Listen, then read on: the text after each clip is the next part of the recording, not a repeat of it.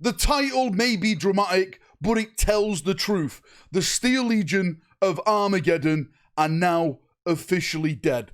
What in the Emperor's name is going on, you're asking me? Well, the other day, Games Workshop put out a fantastic CGI trailer. It's all about going back to Armageddon, this brand new end edition narrative for 10th edition, which is going to bleed into the next edition, 11th edition, and launch that brand new box set. It's all about the Imperium fighting the Orcs, and we're back on the planet of Armageddon once again. And the CGI trailer which they put out, which is in the background right now, is absolutely 10 out of 10 fantastic. But there's one thing missing from it, and that is the Armageddon Steel Legion. We have the Krieg there, we have the Cadians there, but the Armageddon Steel Legion, whose planet it is absolutely not there at all. They're a no-show. What has happened to them? Well, I personally think this is their end.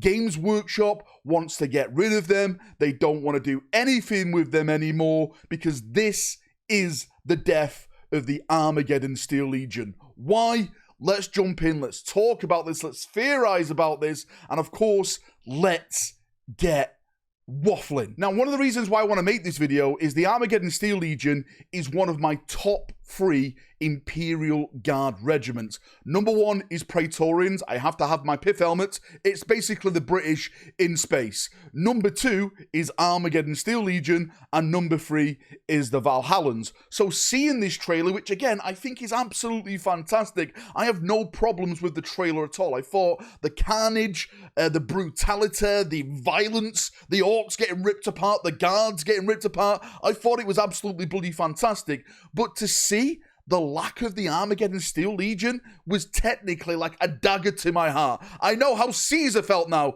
Et tu, Brutai, right in the bloody heart, not seeing the Armageddon Steel Legion. But why? Why are they not there? This is their homeworld. They should be there, forefront, las guns, right? Bayonets, in 2-3, twist 2-3, out 2-3 next, right? They should be there defending their planet. Well, it's all a part of Games Workshop's, I personally think, big rebranding of the Imperial Guard. If you look at what's happened with the Imperial Guard now over the past couple of years, Games Workshop has actually done a big update, or should I say updates. The first big update, of course, were the Cadians, which of course makes sense because Cadians are kind of like the Ultramarines for the Space Marines. They are like the forefront of the Imperial Guard. Even though they're a bit bland, yes, you can do some cool color schemes, they are basically the main poster boys for the Imperial Guard. Following that, of course, we got the Krieg, which is, again, a big fan favorite. They were initially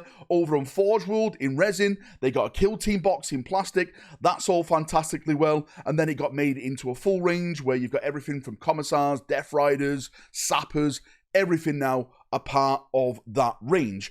But the other great thing about the Imperial Guard was its personality. It was the vast regiments that you could deploy as a player. It just wasn't 2 regiments. You had the Valhallans, the Praetorians, the Vostrians, the Talon Desert Raiders, the Katachans. All these unique armies all came together and made the Imperial Guard really stand out. But over the years, that slowly faded and faded away, and we were basically left with Cadia until we got that big rebrand where we got new Cadians and we got new Krieg. There is some speculation out there that potentially there is going to be another Guard regiment introduced. Hopefully, fingers crossed, that is the case. But in terms of getting these mass regiments again with all the awesome characters, all the awesome like heavy weapon stuff, all brand new, I think those days have now gone. And the first one to be executed is the Armageddon Steel Legion. The reason that the Krieg and Cadians are in that trailer is just cross-marketing.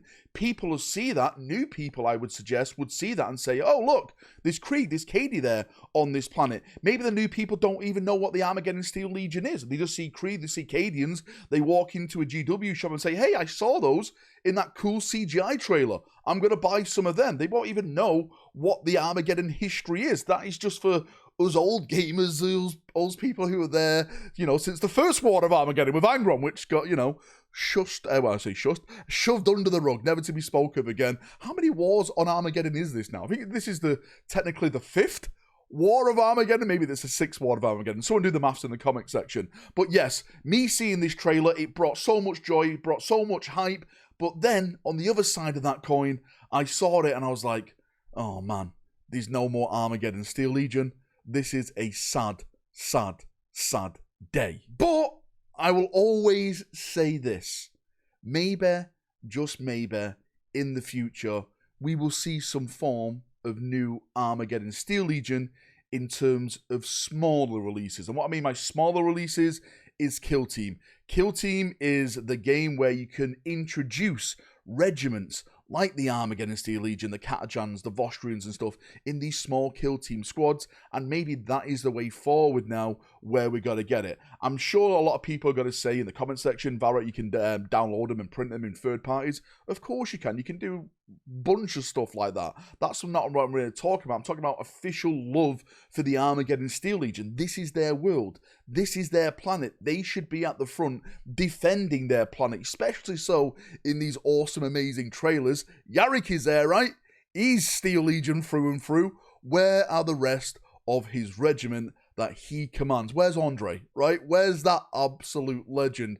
These are the characters. This is the regiment that we got so attached with books like Hell's Reach and stuff, and not having them in this trailer for me was, again, it was a bit of a blow. I'm not saying that they're not in the lore. They're definitely still alive in the lore. They were definitely still alive in the Blood Crusade book where Angron went to Armageddon. There was a bunch of Armageddon Steel Legion mentioned there. Of course, they were all being slaughtered by Khorne and stuff like that. And I'm sure they're going to be mentioned in this next narrative book. But in terms of models, new units, yeah, I think we are absolutely done. I think we're absolutely finished with that. And again, it's a bit of a sad time. It's a great time, but it's also a sad time as well for me as someone who normally does 40k just to look at these little models I put in my cabinet and stare at like I'm a, you know, like someone at a zoo, but looking at models. But yeah, that is my little, well, is it a rant? I don't think it's a rant. That's my little feedback on all of this. So long, Armageddon Steel Legion. You lived as you died. Complete badasses with your las guns in your hand. I salute you, my brothers and sisters of the Imperium. Farewell.